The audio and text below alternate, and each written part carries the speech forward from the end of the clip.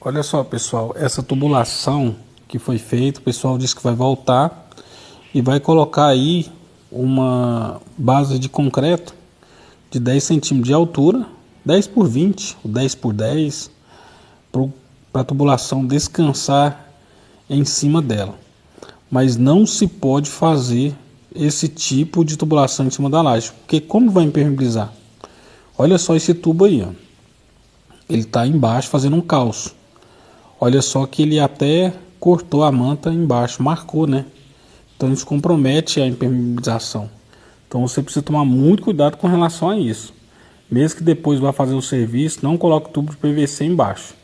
Então compartilhe o vídeo aí, né? Isso é muito importante. Pelo menos 10 centímetros mais alto do que a laje.